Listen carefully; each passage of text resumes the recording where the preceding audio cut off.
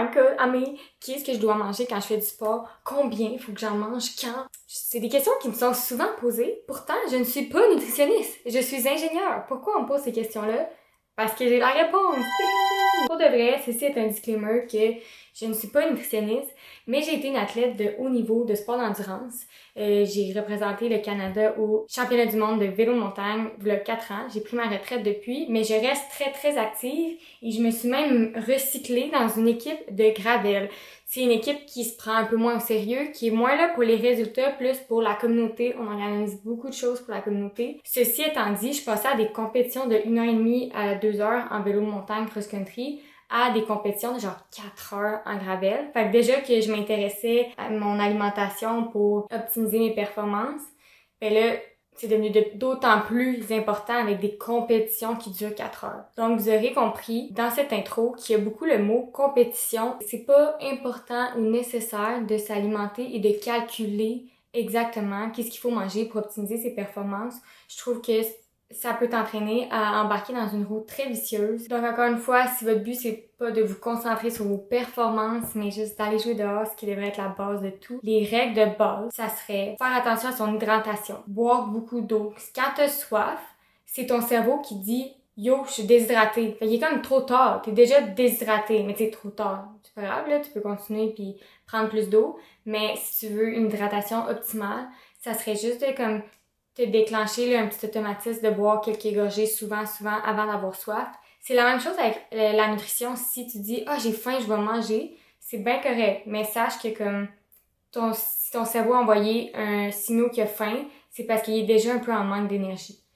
Donc, de peut-être commencer, là, si tu fais un effort au-dessus d'une heure, manger aux 40 minutes comme par réflexe, une petite collation de thème, faire une coffee ride, arrêter, prendre un petit café, manger. C'est vraiment comme les 2 trucs de base sur lesquels tu peux te rendre très loin juste avec ça. Ce qui est vraiment important de comprendre avec ça aussi, c'est que tu t'alimentes pour permettre à ton corps d'en faire plus, de se dépassement de soi et tout. Et non, tu demandes à ton corps d'en faire plus pour manger plus. C'est vraiment une nuance qui est ultra importante. Donc, à partir de là, je vais rentrer dans les chiffres. Si t'es quelqu'un qui est fragile avec l'alimentation, pas besoin d'écouter ces vidéos-là. Ça finit là. J'ai d'autres vidéos bien plus intéressantes que ça. Fait que je vais vous parler des quantités, des différents types de sucre, pourquoi c'est différent pour les pros, est-ce que c'est différent pour les femmes, est-ce que manger autant de sucre c'est mauvais pour la santé, même si t'es un athlète. Donc la réponse que vous attendiez tant, 60 à 90 grammes de sucre par heure est le chiffre magique qui ressort de la majorité des études. 60 à 90 grammes par heure. Donc, pourquoi 60, pourquoi 90? Ça va dépendre de ton intensité et de la durée. Donc, ce chiffre s'applique dès que tu fais plus qu'une heure. Si tu fais en bas d'une heure, puis que tu t'es bien alimenté avant, t'es pas supposé avoir besoin de t'alimenter durant. Si tu fais plus qu'une heure, là, ça va être important de respecter ça. Pourquoi? Ça améliore tes performances. Bon, c'est vague, là, mais en gros, c'est que ça préserve tes réserves de glycogène dans tes muscles. Donc, tes muscles restent plus forts. Ça réduit ta fatigue centrale. Donc, là, quand on parle de taux d'énergie, de garder comme un taux d'énergie constant dans le temps, ça rend vraiment ton activité plus plaisante, on s'entend. Et ensuite de ça améliore beaucoup ta récupération. Tu vas finir ton entraînement avec justement encore de l'énergie, encore de la capacité musculaire. Donc, tu vas vraiment récupérer plus vite. C'est super important pour les athlètes qui s'enfilent plusieurs journées. Donc, le 60 à 90, c'est la règle générale. On parle de 120 grammes parfois. Le 120 grammes, c'est pour les pros. Puis pourquoi c'est pour les pros? C'est parce que ça reste très difficile à digérer, là. 120 grammes de sucre par heure, c'est vraiment pas rien. Souvent, les pros, ils vont faire des entraînements pour leur digestion, pour qu'ils arrivent en compétition et qu'ils soient capables d'ingérer, de digérer 120 grammes par sucre. Si toi, tu t'es jamais pratiqué, ben ça va pas faire les effets voulus. Tu vas juste être comme ballonné, te sentir pas bien, avoir des problèmes digestifs. Fait que là, si on y va 90 grammes par heure de sucre, c'est quelque chose là quand même là, pour de vrai. Là, si tu regardes l'OMS, l'Organisation mondiale de la santé, eux, ce qu'ils conseillent, c'est que pour vraiment avoir la meilleure santé, ça serait en bas de 5% de tes apports caloriques de la journée en sucre libre. Puis tu pourrais aller jusqu'à 10%. Donc, ils recommandent de maximum aller jusqu'à 10% de tes apports caloriques de la journée.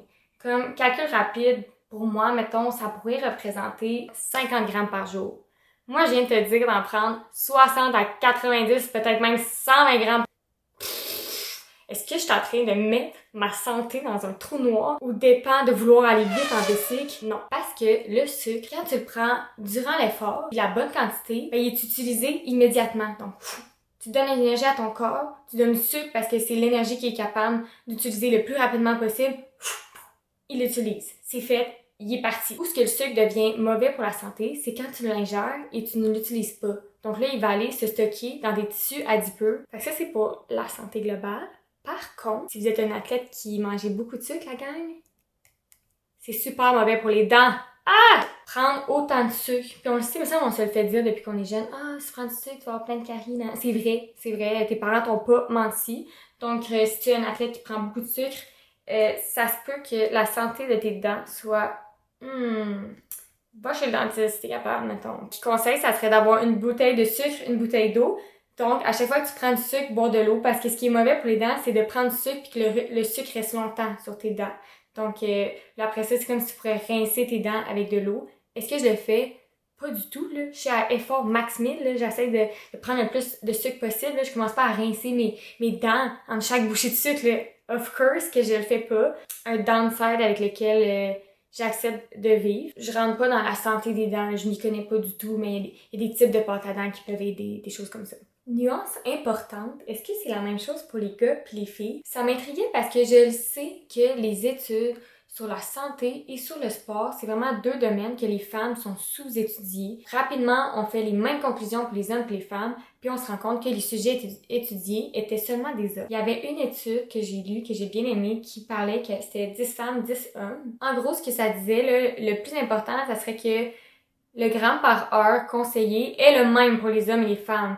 C'est pas selon ton poids ou ton sexe, qui est quand même important à savoir. Moi, j'aurais pensé que ça aurait pu dépendre de ton poids, mais non, pas du tout. C'est selon ta capacité d'absorption de ton intestin. C'était pas facile à dire. Donc, le 60 à 90 grammes s'applique que tu sois un homme ou une femme. À effort élevé, ça s'applique pareil. À effort modéré, par contre, que les femmes oxydent un peu plus de lipides, donc moins de glucides, donc ils seraient moins dépendantes de leur rapport en glucides. C'est quand même vague, je pense pas changer mes habitudes pour ça, mais à garder en tête. Pour le prochain point, je sors ma Bible, mon carnet de notes. Parce que là, il y a d'autres chiffres, je vais pas me tromper. Est-ce que tous les sucres sont les mêmes? Non. Je pense qu'on s'attendait à la réponse. Mais des fois, tu sais, on entend beaucoup, mange du sucre, peu importe c'est quoi, mange du sucre. Oui, mais si tu veux les faire les choses de façon plus précise, il y a un ratio à respecter, rien de moins. Donc, le ratio 2 pour 1. Je vous explique pourquoi c'est important. En gros, ton corps, il va absorber les glucides via deux transporteurs principaux, le glucose et le fructose. Et ton transporteur de glucose se sature à 60 grammes par heure. Fait que si tu respectes 60 grammes par heure, tu peux seulement prendre du glucose. Mais si tu veux aller plus, puis que tu fais juste prendre plus de glucose, ça sert à rien. Ton transporteur, il est saturé. L'autobus est plein, il n'y a plus rien qui rentre. Le glucose que tu lui donnes, il reste à l'arrêt d'autobus. Donc, qu'est-ce qu'on va utiliser pour en ajouter? Du fructose. C'est pour ça qu'on conseille que pour environ 2 grammes de glucose, tu aurais 1 gramme de fructose. Donc là, tu as deux transporteurs, deux autobus qui t'emmènent ton sucre au lieu d'un autobus. Fait que ça, c'est en gros, puis à haute intensité quand tu as besoin de plus que 60 grammes par heure. Sinon, les sucres que tu prends à basse intensité et à haute intensité peuvent être différentes.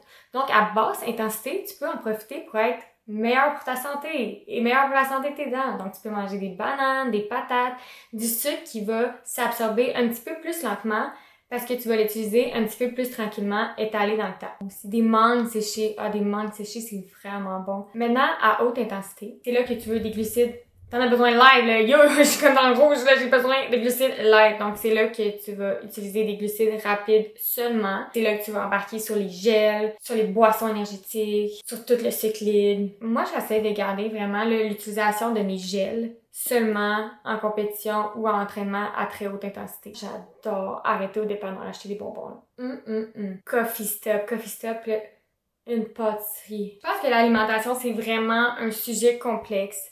On pourrait en parler pendant longtemps. On pourrait parler de l'hydratation pendant longtemps, qui est aussi très important.